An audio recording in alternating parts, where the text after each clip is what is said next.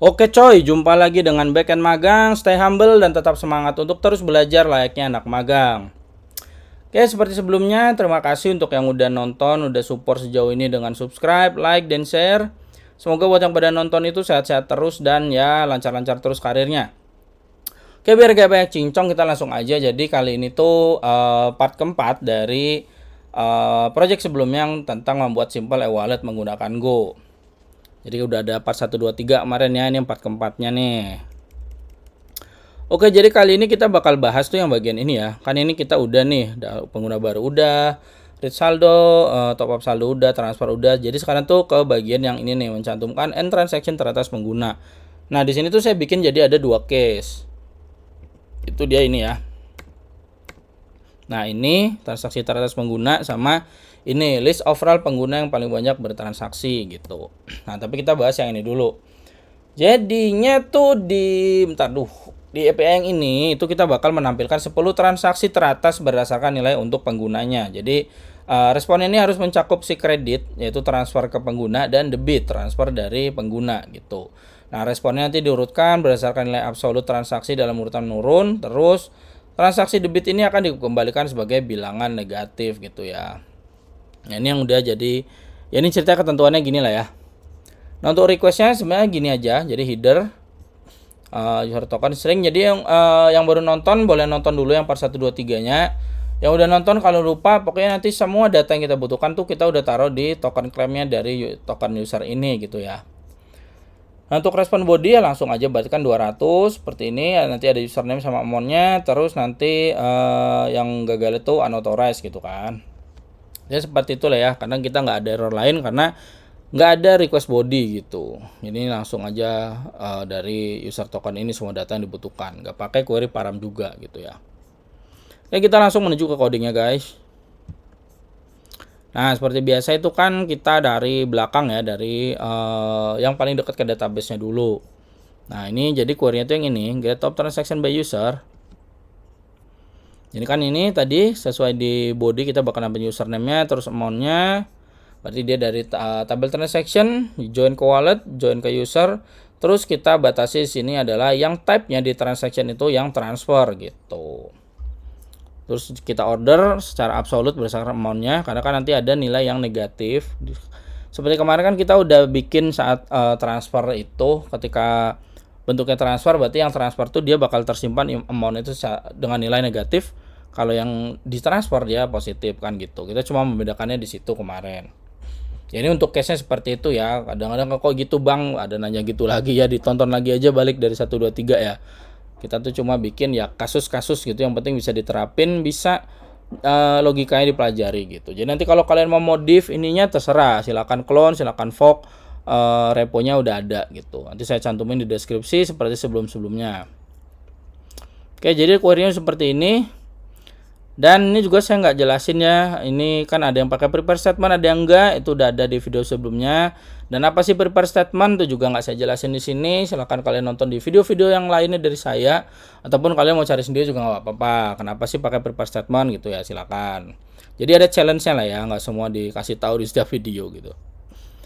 Oke, jadi yang get top transaction by user ini kan kita tinggal panggil statementnya aja ya, kan di sini kita udah bikin prepare statementnya seperti ini.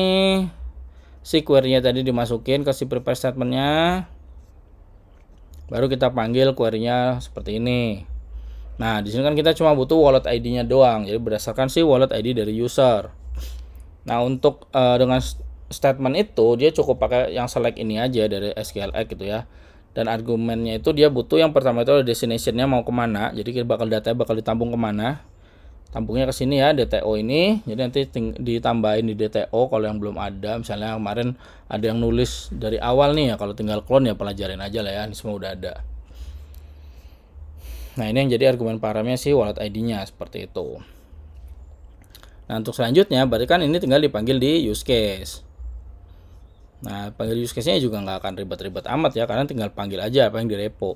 Nah, di sini untuk di struct use case-nya itu kita kasih requirement itu repo sama Redis. Redis ini bakal dipakai nanti. Jadi saya belum jelasin di yang API yang ini. Itu kita butuhkan nanti. Jadi kita panggil aja di sini. Pokoknya kenapa saya panggil Redis ya, karena saya butuh Redis nantinya. Jadi udah tinggal panggil reponya. sorry, ini yang transfer yang ini, maaf, di line 41 ini ke bawah. Nah, yang ini tinggal dipanggil aja. Berarti habis itu kemana ya? Kita ke handlernya, ke yang depan. Handler ini ya bisa disebut juga controller juga boleh, sama aja. Nah, untuk di sini jelas pertama kan kita bakal baca header authorization-nya. Terus kita verify tokennya. Ini saya nggak jelasin lagi ya, ini udah ada di video yang part 1, 2, 3-nya gitu. Jadi pokoknya setelah verify token berhasil, data-data yang dibutuhkan kita taruh di data claim. Data claim itu kita ambil wallet ID-nya ini buat panggil ke si get top transaction by user. Kalau udah ya, kita taruh ke method response JSON ini. Ini juga ada ya di video sebelumnya. Pokoknya ini metode-metode yang saya pakai reusable gitu buat ngebuat respon. Ya tinggal di gini aja sih, command klik nih, udah akan kelihatan apa aja sih metodenya gitu. Nggak perlu saya jelasin detail ya, nanti bisa dipelajarin sendiri. Kan ini harusnya nggak ribet lah. Ini cuma buat nampilin respon aja. Oke, ini yang bagian transactionnya tadi. Jadi ini yang get top 10. Ini kenapa get top 10? Jadi itu sebenarnya kemarin namanya get top 10 saya tulisnya gitu loh. Cuma kayak tadi biar lebih kelihatan lah, jadi get top transaction gitu kan by si usernya gitu. Cuma ini belum saya ganti, ya udahlah ya, bisa diganti sendiri nanti. Kalau ini kan udah nih, jadi get top transaction by user. Oke, ini bakal saya jalanin.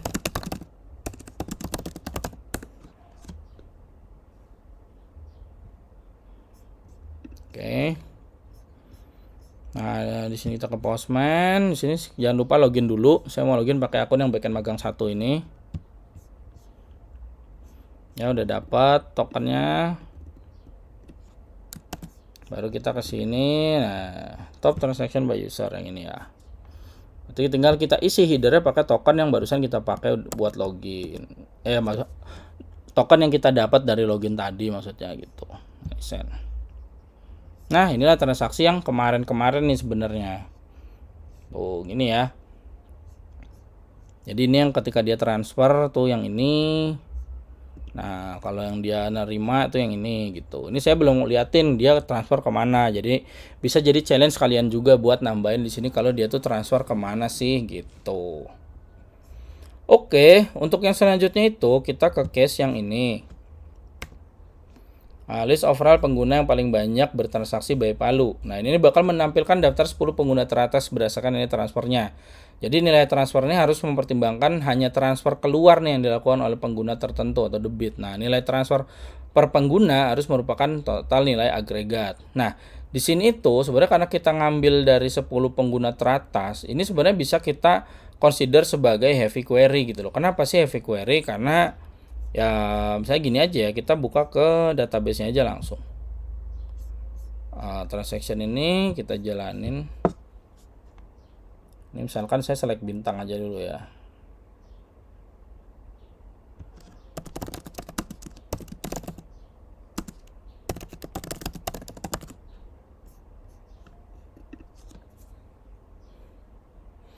Nah, di sini tuh kan di tabel transaction ini kan sebenarnya bakal menyimpan semua transaction yang ada gitu loh. Mau yang top up, mau yang transfer, mau yang dia tuh ngetransfer, ya sebenarnya kan transfer, tapi kalau dia yang keluar uangnya berarti dia yang pakai minus.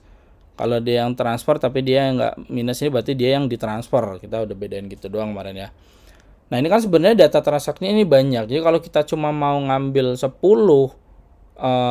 user teratas yang bertransaksi, nah itu sebenarnya akan menjadi suatu query yang berat, karena misalkan kalau ini data udah banyak ya, data segini aja sebenarnya udah cukup banyak ya, karena dia bakal melakukan suatu ya pencarian gitu. Nah, makanya karena ini bisa dipertimbangkan sebagai heavy query, makanya di sini saya butuh Redis. Itulah kenapa tadi ada import untuk paket Redis-nya. Jadi kalian bisa install Redis terus jalanin. Kalau saya sih via Docker aja kayak gini ya. Udah nyala Redis saya, kalian bisa ikutin. Ya nanti konfigurasinya gimana ya, tinggal tambahin aja di env-nya ini.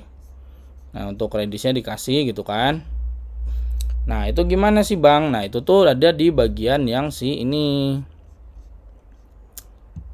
Nih, si overall top transaction. Nah, gitu. Query-nya gimana Bang? Nah, ini. Jadi kan saya tuh bakal nampilin username-nya.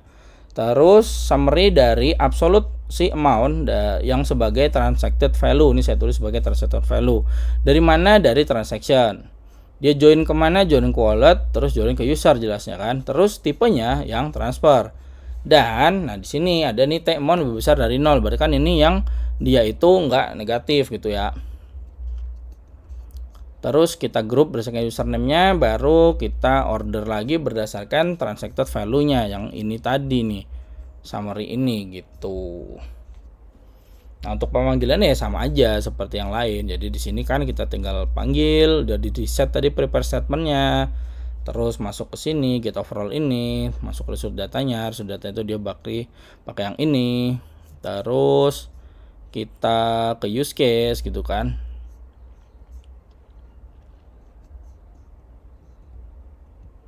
Nah, kita ke use case ini. Nah, di use case inilah kenapa kan tadi di sini kita bakal panggil Redis nih, paket Redisnya. Nah, untuk koneksi ke Redisnya di mana, Bang? Ada di sini ya. Kan di persisten ini saya taruh dua nih, ada yang Postgre, ada yang Redis ya. Redis ini kita bikin seperti ini. Ini saya lepasin, saya pindahin ada dua. Jadi ini Redis yang depan ini, redis.go yang di dalam direktori Redis ini untuk koneksinya.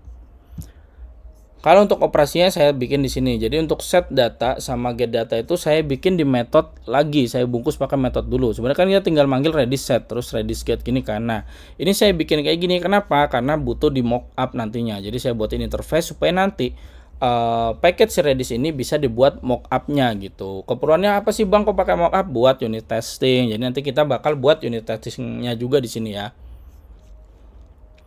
Oke, kita kembali ke use case.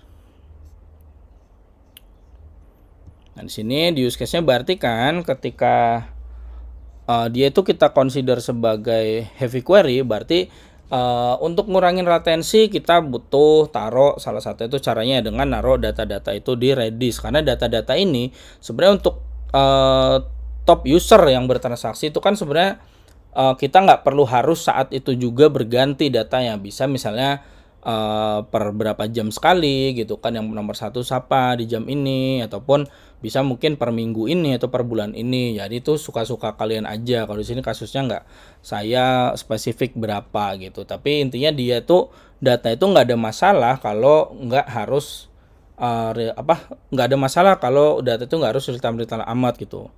Nah, karena semua pengguna itu dia bakal mengakses sebenarnya data yang sama, dia akan dapat data yang sama, makanya di sini kita bisa buat key-nya itu ya key yang global aja dipakai gitu. Jadi setiap ada data yang masuk tuh key-nya sama nih. Tuh, top 10 user by debit value gitu kan.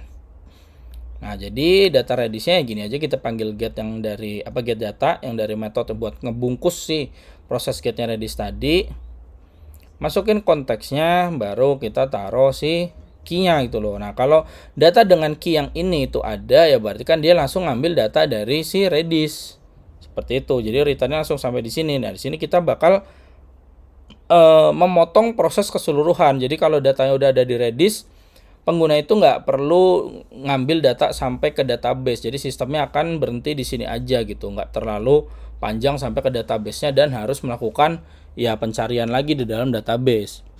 Kecuali dia belum ada, baru dia ngambil yang dari repo seperti ini. Nah, nanti setelah dari repo ini gimana? Nah, contohnya di sini saya tuh batasin data itu cuma 2 menit aja di cache-nya gitu di Redis. Jadi nanti per 2 menit dia akan ngambil data yang baru lagi. Jadi terbarukanlah nanti data-data untuk user yang sebagai top 10 transaction gitu. Nah, ini kalau ketika dia udah didapetin datanya, karena kan tadi di sini kalau dia ada datanya balikin dari Redis. Nah, kalau datanya di Redis belum ada, berarti kita ambil data aslinya gini dari database.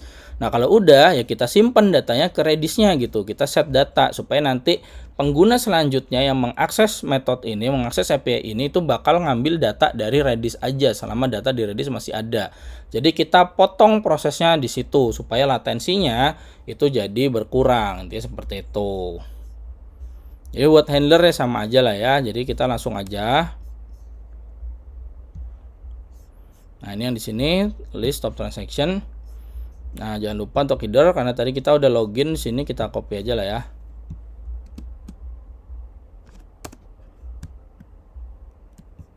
Bentar. Kita copy token yang tadi habis login. Udah. Nah, kita send. Nah, jadi ini Karena ini memang cuma ada 2 ya sekarang ya untuk usernya ya. Kalian bisa tambahin nanti kalau mau coba-coba biar lebih kelihatan. Jadi sini tuh saya baru ada backend magang sama backend magang 2. Nah, transaksi value-nya tuh dia 150.000. Oh, ini baru 100.000, kira-kira seperti itu. Nah, ini misalnya kita ambil lagi, ini kan tadi 187 ms. Misalkan kita mengakses API itu lagi ya, akan lebih cepat karena udah dari si Redis-nya gitu. Seperti itu ya. Nah, kalau di sini tuh saya taruh komen malah kalau data itu data from Redis gitu biar kelihatan. Ya di sini ya nih, saya log printer data from Redis. Jadi kira-kira gitu sih untuk keseluruhan projectnya ini. Berarti nanti kita tinggal bahas tentang unit testingnya aja. Nah, jadinya yang part 4 ada penggunaan Redis juga di sini ya, semoga bisa ngebantu belajar ya. Untuk yang masih bingung Redis kayak gimana, ada banyak video saya yang ada project tentang Redisnya, jadi bisa lebih spesifik kalau misalnya kasus yang ini tuh kurang spesifik gitu menurut kalian agak susah pahamnya, ada kok case yang lain di video yang lain tentang Redis gitu. Oke, jadi ya kira-kira gitu aja dari saya untuk yang ini. Jadi kita udah sampai di sini. Nanti kita bakal bikin unit testingnya di part selanjutnya. Pokoknya terima kasih yang udah support sejauh ini ya. Dan terus support Backend Magang dengan subscribe, like, dan share. Supaya Backend Magang semakin semangat untuk ngeluangin waktunya buat bikin video-video yang membagikan pengalaman-pengalaman saya di dunia kerja. Dan ya pokoknya sekali lagi terima kasih ya. Salam Backend Magang.